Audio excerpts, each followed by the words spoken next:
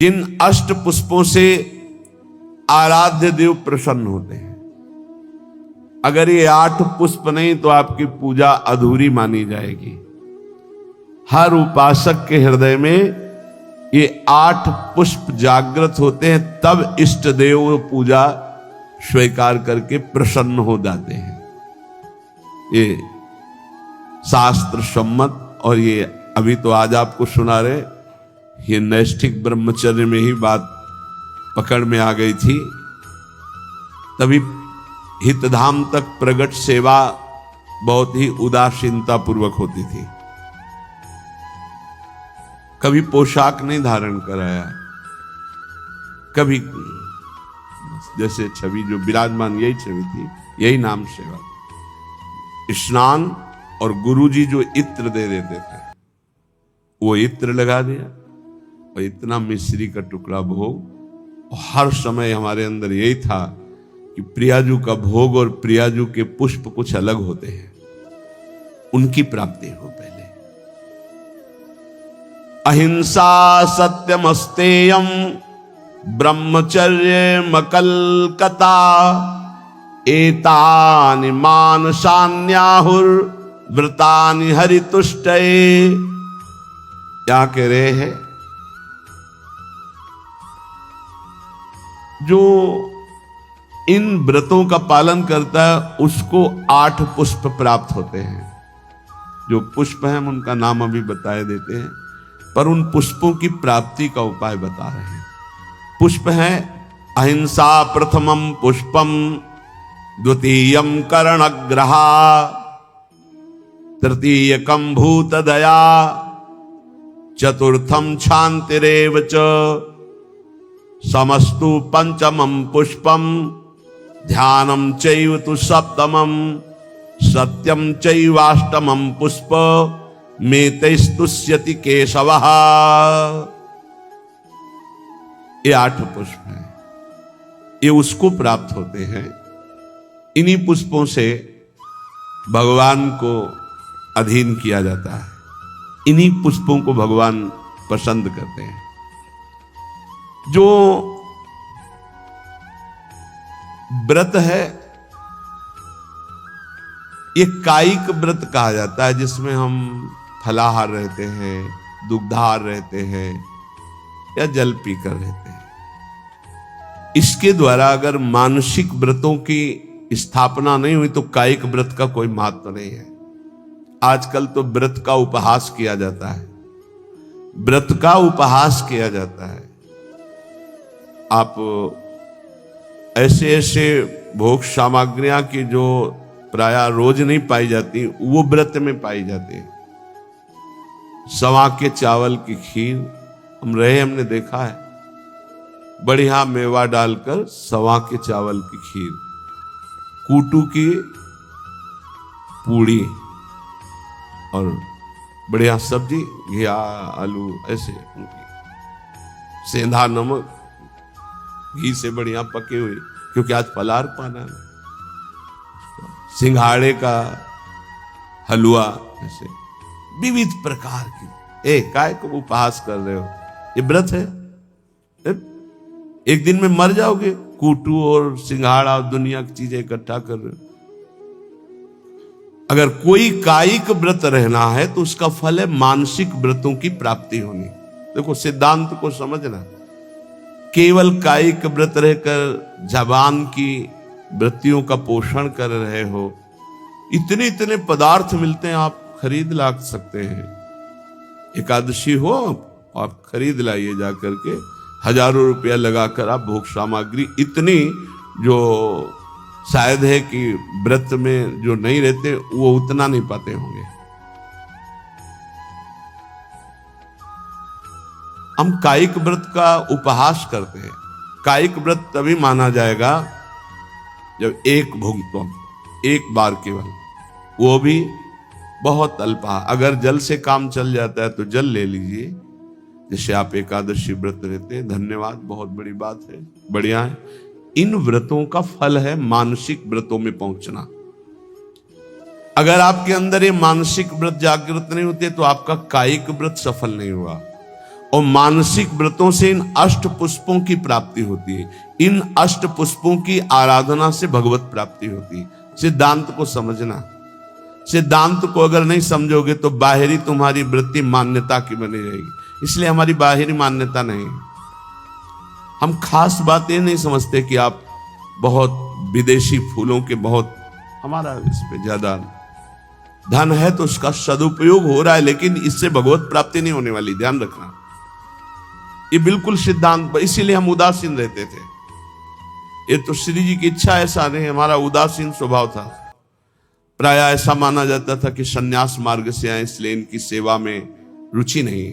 लेकिन आपको सच्ची कहते हैं, हमारी सेवा में भावात्मक रुचि थी, प्रगट में वस्तुएं नहीं। लेकिन हम जानते हैं गुरु कृपा से कि किन वस्तुओं से हमारी लाडली जो प्रसन्न होती है। ये मानसिक व्रत आने ही चाहिए कायिक व्रत से। अगर मानसिक व्रत नहीं आए तो कायिक व्रत का कोई महत्व नहीं रहा। इसीलिए साधन विविध सकाममति सब स्वार्थ सकल सबे जो अनीति, ज्ञान ध्यान व्रत कर्म जिते सब काहू में नहीं मोई प्रतीति। ये हमारा रस सिद्धांत है। ज्ञान ध्यान व्रत कर्म जिते सब काहू में नहीं मोई प्रतीति। रसिक अनन्य निशान बजायो एक श्याम श्यामा पद प्रीति। श्री हरिवंश चरण निज सेवक बिचले नहीं छाणी रस रीति। अहिंसा सत्यमस्तेयम ब्रह्मचर्यम मकल्कता एतानि मासान्याहुर व्रतानि हरितुष्टये। हरितोष व्रत, प्राय इस शब्द को एकादशी से जोड़ा जाता है कि एकादशी हरितोष व्रत है, ऐसा भी माना ये, लेकिन कायिक व्रत है। यहां करें हरितुष्टये, बिल्कुल भगवान को प्रसन्न करने के लिए, जिसमें निश्चित प्रसन्न हो जाएंगे। कायिक व्रत का फल है मानसिक व्रत जागृत होना, मानसिक अहिंसा। वचन से शरीर से किसी को पीड़ा पहुंचाना ये तो बात दूर रही, मन से भी किसी को पीड़ा दंड देने की बात हम नहीं सोचेंगे। वाणी से तो बोलेंगे ही नहीं, ऐसी वाणी कभी नहीं बोलेंगे किसी को दुख लगे। शरीर से ऐसी कभी चेष्टा नहीं करेंगे किसी की हिंसा हो, किसी को दुख हो। मन से संकल्प प्राय सब लोग कर लेते हैं, भोगे गए नहीं। हमारा मानसिक व्रत खंडन हो जाएगा। ये बहुत बड़ा व्रत है, इससे भगवान की प्राप्ति होती है। अहिंसा परमो तपः, परम तपस्या है, परम व्रत है अहिंसा। मन से, वचन से, शरीर से, किसी भी तरह से किसी को दुख ना पहुंचाना अहिंसा है। हमको कोई दुख पहुंचाता है, हम उसे सह लेते हैं। वो आगे आएगा इसी प्रसंग में। ये बहुत अमृतमय वचन है। यही नैष्ठिक ब्रह्मचर्य में इन्हीं की शिक्षा हुई थी, गुरुजनों से इन्हीं की शिक्षा हुई। इसीलिए बाहरी बातों पर हमारा ज्यादा महत्व नहीं रहा कि अमुक वस्तु प्रभु को भोग लगानी है, अमुक वस्तु प्रभु को देनी, इस पर ज्यादा ध्यान नहीं रहा। ध्यान रहा कि प्रभु की प्रसन्नता होती इन आंतरिक महान लक्षणों से। अगर ये लक्षण नहीं होंगे तो बाहरी, फिर तो बड़े बड़े सेठ लोग, धनी मानी लोग प्रभु को रिझा लेंगे ना, क्योंकि उनके पास बहुत सी भोग सामग्री है। लेकिन कभी कदापि ऐसा नहीं पाया गया। प्रभु को रिझाने के लिए यही पाया गया। पहला है मानसिक व्रत अहिंसा, फिर दूसरा है सत्यम। सत्य कौन है? प्रभु सत्य है। भगवान को सत्य नारायण कहा गया, भगवान को सच्चिदानंद रूपाय, सच्चित आनंद रूपाय कहा गया। सत्य है प्रभु। यदि हम प्रभु का नाम जप कर रहे हैं, प्रभु के चरणों का आश्रय लिए हैं, तो हम सत का आश्रय लिए हैं, सत का जप कर रहे हैं। यदि संतों का संग करें तो सत संग कर रहे हैं। हमारे अंदर सत विचार हैं, हमारी सत क्रियाएं हैं, तो हमारी वाणी भी झूठ नहीं बोलनी चाहिए। सत भाषण है, सत संभाषण है, सत वार्ता है, वो सत है, वो सत्य है। ये मानसिक व्रत हैं। अगर ये व्रत नहीं है तो कायिक व्रत का कोई महत्व नहीं होगा, क्योंकि कायिक व्रत का शारीरिक तप का फल है मानसिक में आना। जैसे प्रगट सेवा का फल है मानसिक सेवा में आना, जैसे देह भाव की क्रियाओं का फल है देह भाव रहित होकर स्वरूप में स्थित होना। ये आंतरिक बातें समझो, सिद्धांत जो परम पद प्राप्ति का है। तीसरा है अस्तेयम, किसी की भी कभी कोई वस्तु ना उठाना, चोरी ना करना। जैसे माना कि मार्ग में तो आपका क्या अधिकार है, आप वैष्णव हैं, बिल्कुल वैसे ही पड़ा रहने दो, या आसपास कोई हो तो ना उठा लेगा, कोई वहां से निकलेगा पूछेगा तो उसको मिल जाएगा। अगर हम उठा लिया तो हम दूर जा रहे हैं, अब वहां वो लौट के आएगा, वस्तु नहीं मिलेगी, आसपास पूछेगा तो वहां नहीं मिलेगा। हमारा कर्तव्य बनता है हम बिल्कुल उससे निरपेक्ष हो जाएं।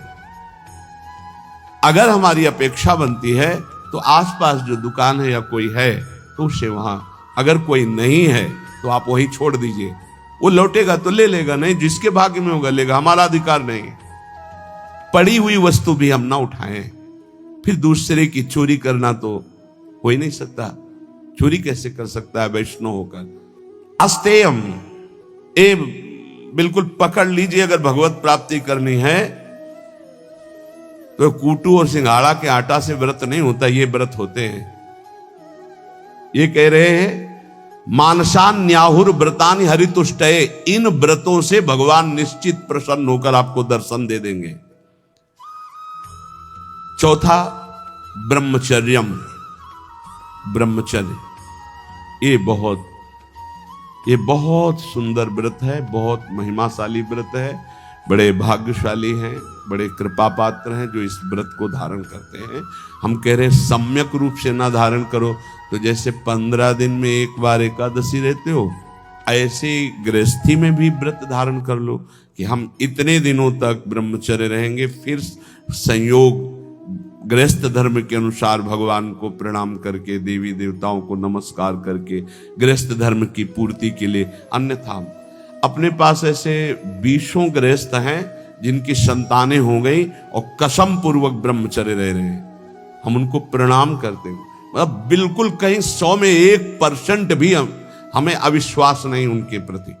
100 में ऐसा हो सकता है कि 90% हम कह सकते हैं, 10%, 1% भी नहीं, क्योंकि उनके आचरण और उनकी निष्ठा और उनका समर्पण बताता है और उनका चेहरा बताता है, उनके नेत्र बताते हैं कि वो ब्रह्मचर्य से हैं। बच्चे हो गए, समझ में आ गई बात कि अब हमारा उद्देश्य पूरा हुआ, गृहस्थ का परमार्थ का पूरा करते हैं। और नियम पूर्वक 20 परिवार ऐसे हैं, बहुत सुंदर ढंग से चल रहे हैं। बड़ा मुश्किल होता है इस धर्म का पालन, ये जो मानसिक व्रत हैं बहुत मुश्किल के, और इन्हीं से भगवत प्राप्ति होती है। अहिंसा, मन वचन कर्म से किसी को भी पीड़ा या हिंसा न करना।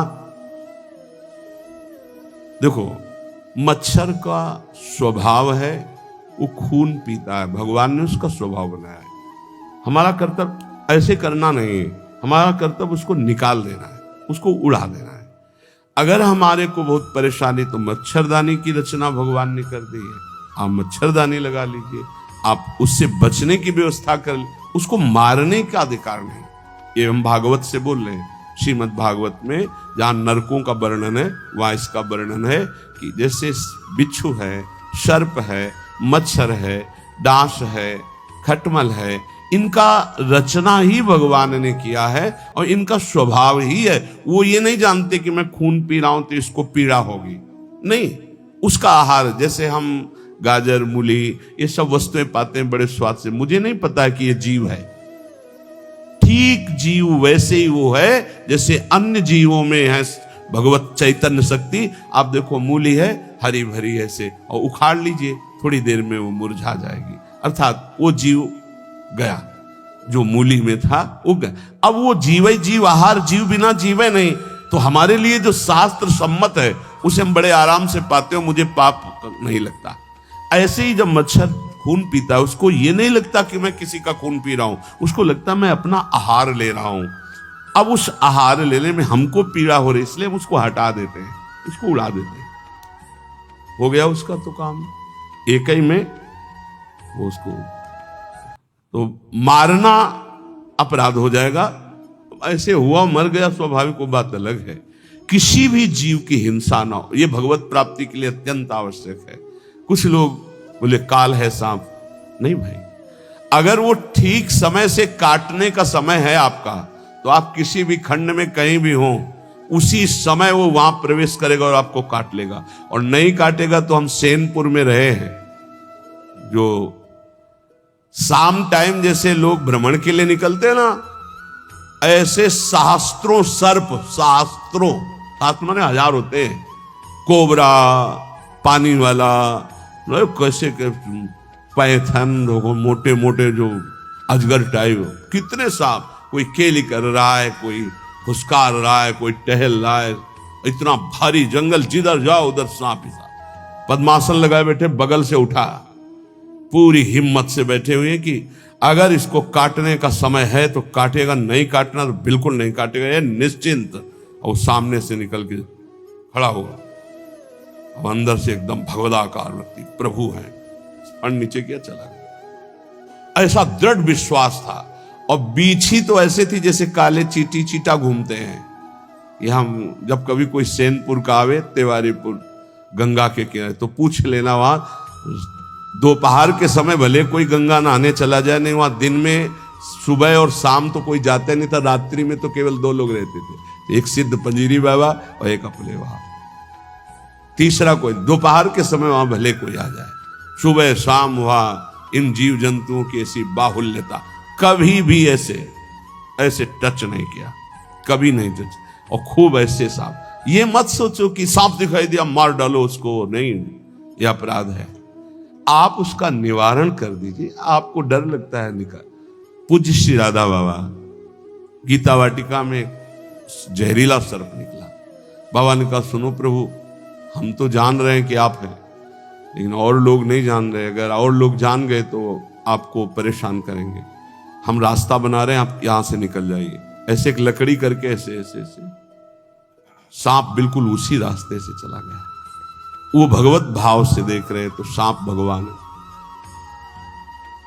अभी 10-12 वर्ष पहले की बात है, छोटी कुटिया में थे, तो हितधाम में जिसमें स्वामी शरण जी की कुटिया थी, उसमें एक संत थे, वो 2 बजे रात्रि के हम उठ चुके थे, बाबा बाबा देखो कोबरा सांप आक्रमण कर रहा, हम तो अंदर थे, भाग आए, बिल्कुल हमका छेड़ना मत, अंदर गए, विशाल हाथ जोड़ा और कहा देखो आप जानते हो कि हम आपको कष्ट नहीं देंगे, हम ये बांस रख रहे हैं, लंबा बांस, आप इसमें लिपट जाओ, हम आपको बाहर कर देंगे।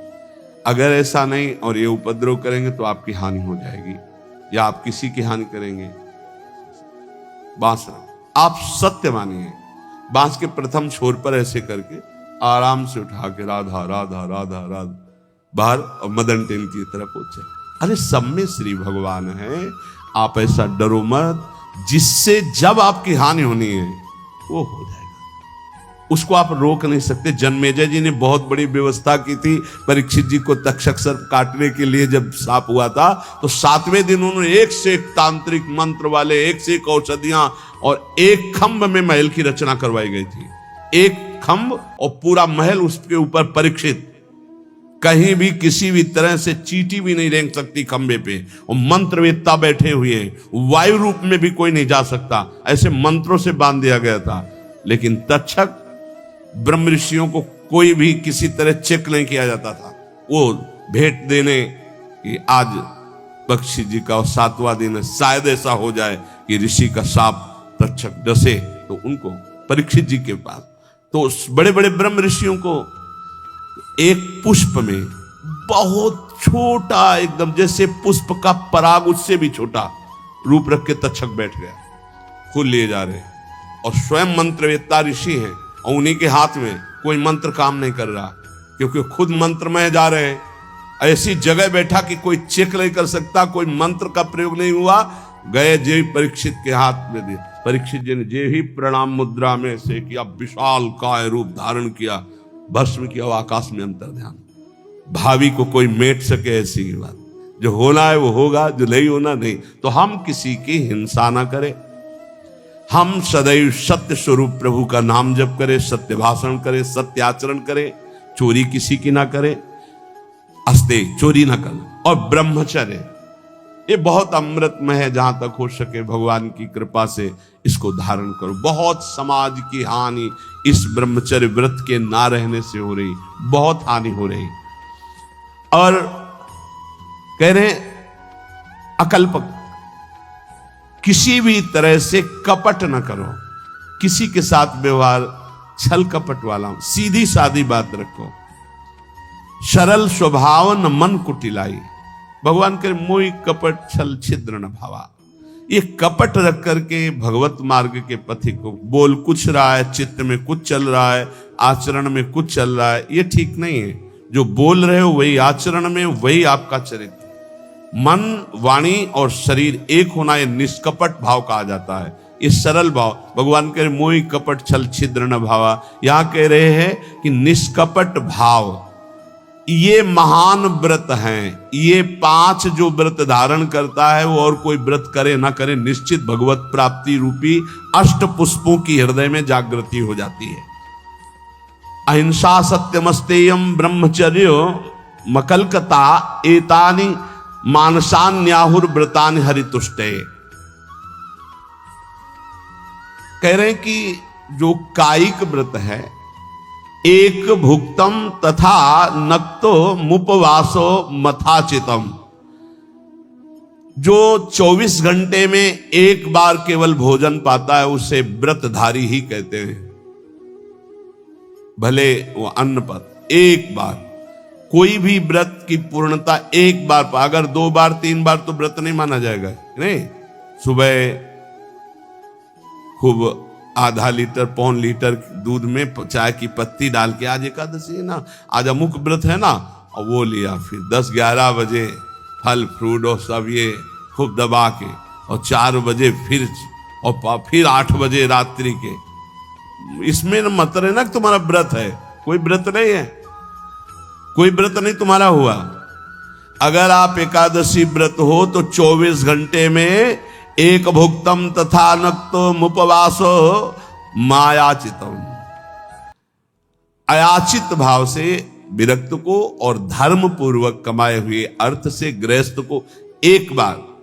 व्रत हो तो किसी का दिया हुआ पानी भी मत पीना, नियम है। गृहस्थ हो तो आज तुम्हारा व्रत है, किसी का पानी नहीं, फलाहार की तो बात जाने दो। अपने घर में जो कुछ आपको मिल जाए वो एक बार, 24 घंटे में अगर व्रत पूरा करना है तो एक बार। जल भले 2-3 बार ले लो, लेकिन खान पान का कोई भी सामग्री, फलाहार या दुग्धार एक बार करो तो व्रत माना जाएगा। वैसे अगर 24 घंटे में एक बार अन्न पाता है तो व्रत वाला ही कहा जाएगा, उसका व्रत ही माना जाएगा। ये शास्त्र, एक भुक्तम तथा नक्त मुपवास मयाचितम, अयाचित भाव से एक बार जो प्राप्त हो गया उसको शरीर, एक बार से प्राणों का पोषण अच्छा हो जाता है। जिनका भगवत कृपा से अभ्यास बन जाए तो देख लो, लेकिन बहुत ही कठिन है जिनका बाल भोग सुबह से हो चाय और बिस्कुट और नाश्ता, और फिर दोपहर में, फिर शाम के 4 बजे चाय नाश्ता, और फिर 8 बजे भोजन। तो शरीर पोषण 14 बार करके कोई भगवत प्राप्ति के मार्ग में चले तो भाई प्रणाम है। वैसे पीछे तो ऐसे नहीं चला गया, पीछे तो ऐसे हमने नहीं देखा किसी महापुरुष को कभी ये चाय नाश्ता का तो कोई सवाल ही नहीं। यार 24 घंटे में कभी कुछ मिल जाए तो बड़ी कृपा।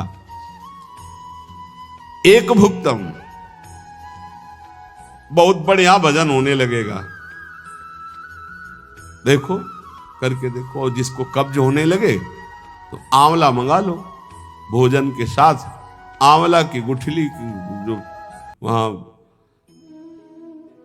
हाँ टेंडी जो क्या हाँ जो भी भैया, मैं तो शब्दों का वो पंसारी की दुकान में मिल जाता है। 4-5 ऐसे फुला लो, ऐसे रोटी के साथ ले लो। कभी हम तो कुछ मिलता ही नहीं था तो इससे वर्षों कटा है, सब्जी ही नहीं, वर्षों ऐसे रोटी मांग ली, उसी से पा लेते। कब्ज नहीं बनती। साधु को कब्ज पर ध्यान देना चाहिए, कब्ज होने पर फिर प्रमाद स्थितियां आती, भजन में बाधा पड़ती है। रात्रि में तो उपवास वाले को कुछ लेना ही नहीं चाहिए। संध्या काल में, मतलब संध्या के पहले 4 बजे के लगभग एक बार ले ले, 24 घंटे रात दिन भजन, तब तो उपवास। इत्येवं कायिकम पुंसाम व्रत मुक्तम नरेश्वरम। एक बार अन्न का उपयोग कर ले या एक बार फलाहार का उपयोग, 24 घंटे में एक बार। बोले ये कायिक व्रत कहा गया, ऊपर मानसिक व्रत कहा गया।